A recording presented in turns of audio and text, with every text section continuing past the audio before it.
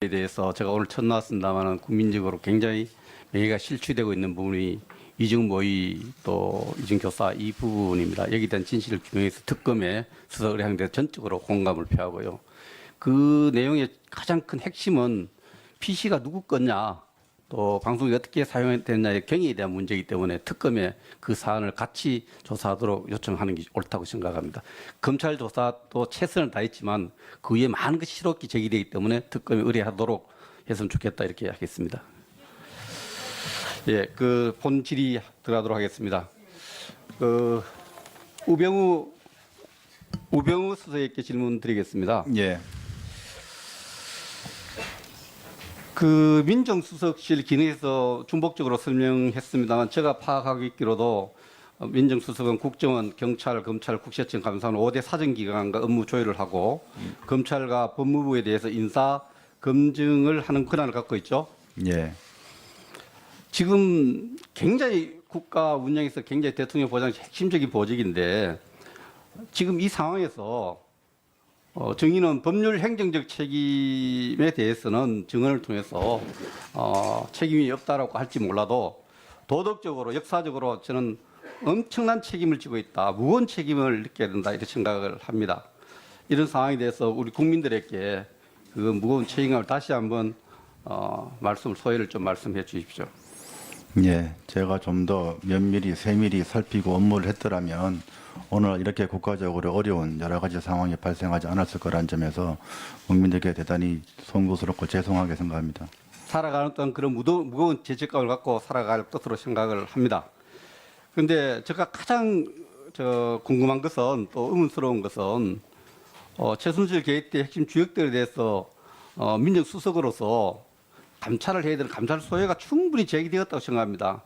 왜냐하면은 2015년 11월 4일에 북한이 이미 당시에 그 반제 민주전선이라는 사이트를 통해서 북한이 이미 보도를 해요.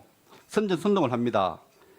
우리 대통령이 등용한 인물은 최태민, 최순실, 정윤의 인맥을 사용한다라고 이렇게 선전선동을 최초로 북한이 먼저 시작합니다. 우리 국내 언론 보다가 북한도 이런 문제를 제기하고 주변에서 이런 문제 제기를 했는데 민정수석이 왜 이런 부분에 대해서 감찰 판단을 하지 않았을까, 소외 판단을 하지 않았을까, 여기에 대해서 제가 지속적으로 의문이 드는데 왜 감찰을 하지 않았습니까?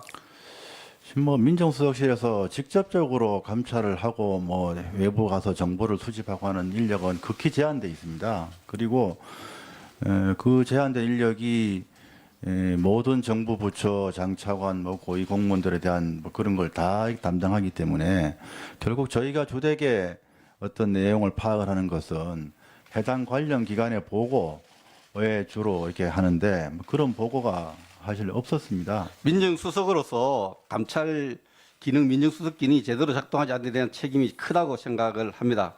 그리고 세월호 조난 때 그 지휘가 뭐였습니까?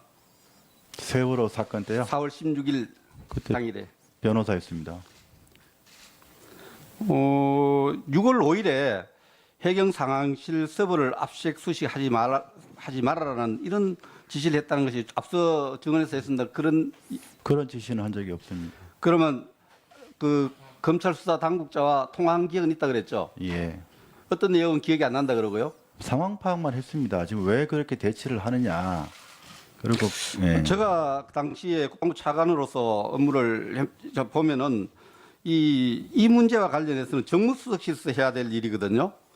정무수석실의 업무가 치안하고 치안 비서관은 정무수석실 소속이죠. 그래서 아까 제가 증언 말씀드릴 때 해경 쪽 컴플레인이 하여간 해당 그 루트를 통해서 저희한테 왔던 것 같다라고 말씀드렸습니다. 저희가 해경으로부터 직접 들은 것이 아니라. 예. 그래서 행정자치, 국민소통, 치안은 정무수석실 소관이에요. 그래서 제가 업무 협조할 때도 정무수석실하고 쭉 했었는데 만약 6월 5일에 그 통화를 했다면은 그 구조를 방해, 그 이미 상황 끝났으니 구조를 방해하려는 이런 의도보다는 그 여러 가지 검찰의 어떤 수사 규명에 영향을 줄 수 있다고 생각합니다. 민정수석실에서 했다면은 그 부분에 대해서 많은 의문이 제기되고 있는데 통화를 한 내용을 다시 왜 했는가 다시 한번 설명해 주세요. 지금 해경 쪽에서는 먼저 영장 집행 범위가 아닌데 검찰이 그냥 그 중요 시설인 자료인 서버를 그냥 가지고 가려고 한다라는 컴플레인을 했던 것이고, 제 기억하기로는 검찰 쪽에서는 뭐 그 장소 범위에서 빠진 거는 맞지만 그 수사상 필요하다. 서로 이제 그런 입장이었습니다. 그 양쪽이 다 뭐 일리가 있는 얘기였고요.